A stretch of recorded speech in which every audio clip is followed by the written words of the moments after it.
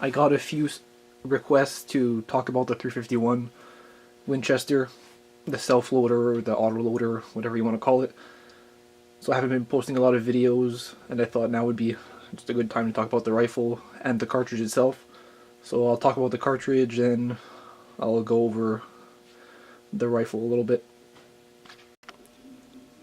Okay, so the cartridges I'm going to compare it with here, or just show you the size difference.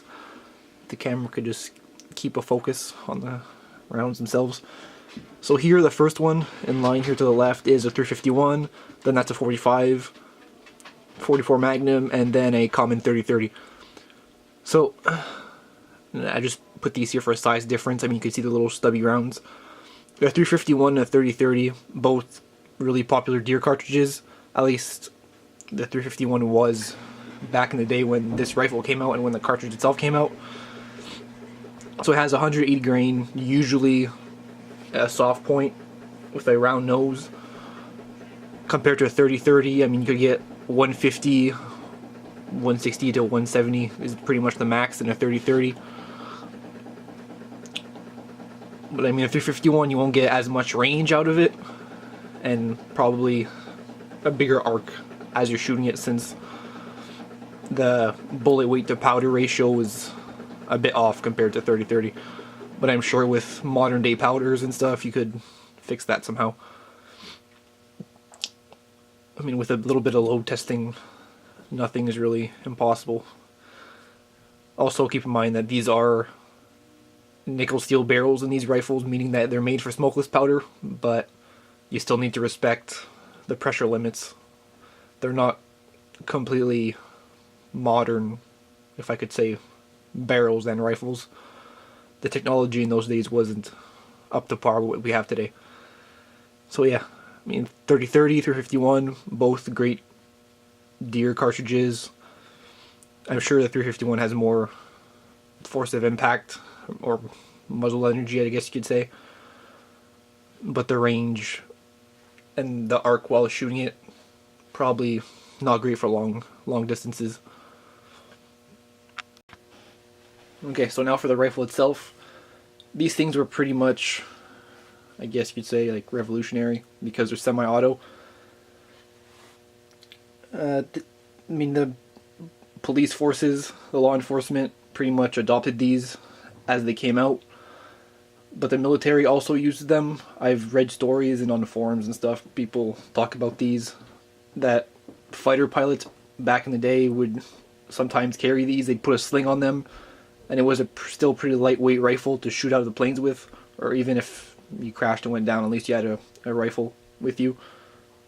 I mean, obviously this is not 100% facts, but it is what it is. I mean, there's stories and books and stuff you could read about this stuff, so that's where I'm getting my information from.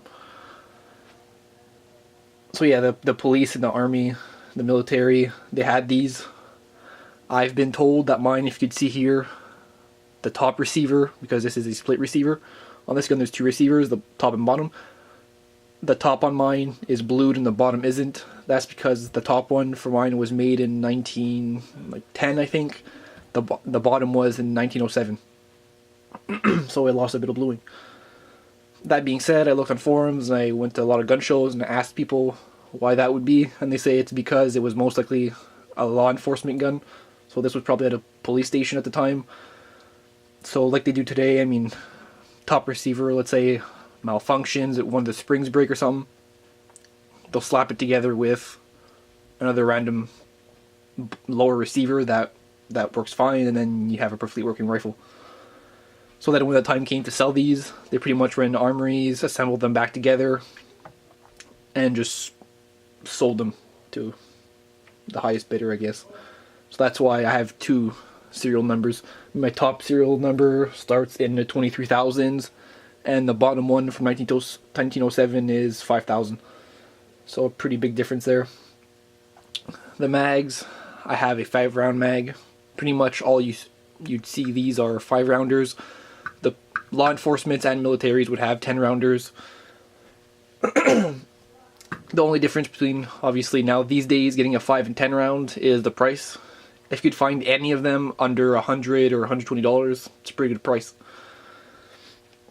That's a little bit too much for me. And also, just to mention that this is my only rifle that I shot one time, because when you shoot, it flings this little brass multiple feet away, and I mean like 20, 30 feet away. And when you're in the grass or just brush, it's impossible to find it. It just flings it really far. Although this is probably one of my favorite rifles to hold. When I hold it, I'll twist the camera here around so you can see. It has like a semi-pistol grip here. It's not really as long as pistol grips. It's fantastic. It fits really nice in my hand. I could get a good grip on it. I've probably one of my really best feelings rifles I own, and I own a couple, so I mean that's a pretty bold statement. Feels really nice. I'll show you how to split the receiver. You just unscrew a lug back here, and both of them fall apart. In here, in the forward part here, in the forearm, there's a huge block of steel. So when you shoot this, you get the recoil from the powder and the cartridge itself, and then you get a secondary recoil. So if you give this gun to somebody, let's say, that's never shot a rifle before, you get one little recoil and one really big recoil from this thing. Because this whole block of steel in here is about here.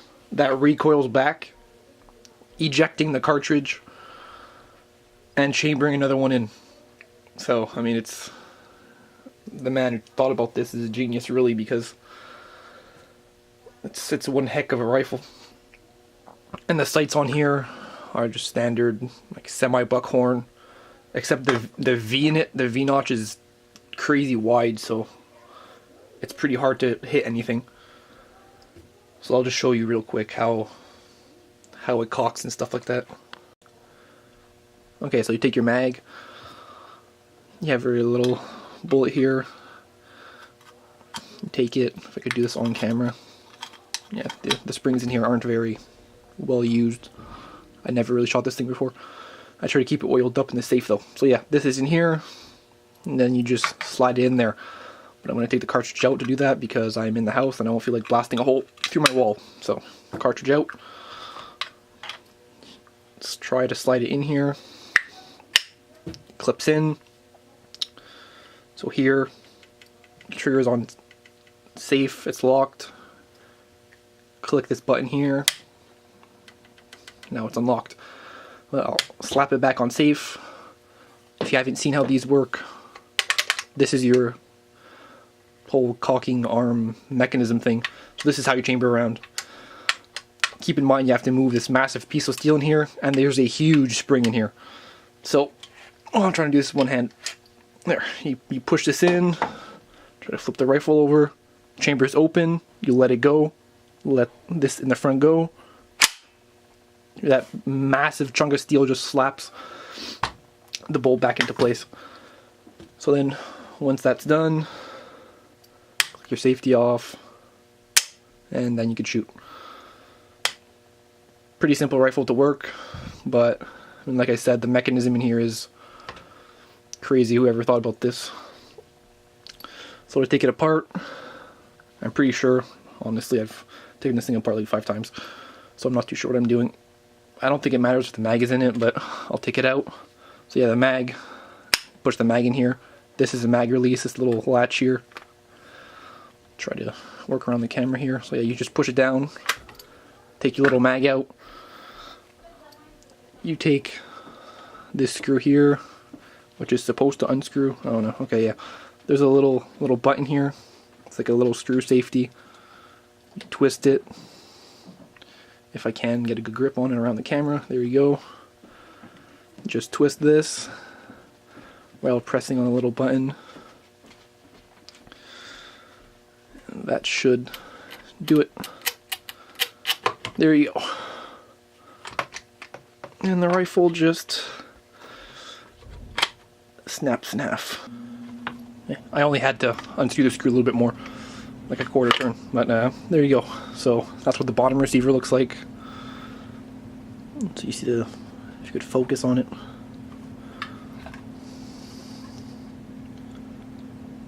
possibly. Yeah, okay, so there you go. Pretty simple. Nothing really in here. This, with the stock, doesn't weigh anything. This, just the forend, I'm sure weighs at least 5 pounds. The thing is insane, super heavy. Pretty much the whole rifle is just in here. That's just a trigger assembly in the bottom part. But yeah, so this is why also if pilots or law enforcement, whatever, you could have just a spare rifle in the trunk or in the back of your vehicle, pretty much wherever you were. Also makes a pretty decent little backpack gun, I guess, if that's what you want. Just that the forend is way too heavy. But yeah, that's just my little 2 cents pretty much on the rifle itself. Just wanted to make a quick video on it. Hopefully soon enough I'll get to shoot it if I get dies for it. I think Grafs and Sons has some when they're like $80 American. So would have to get that shipped and then get a bullet mold from somewhere. But if you guys have links or something, then send them to me and I'll see how different the prices are. Yeah, thanks for watching. That was just, like I said, it's my opinion and a bit of facts on the rifle itself.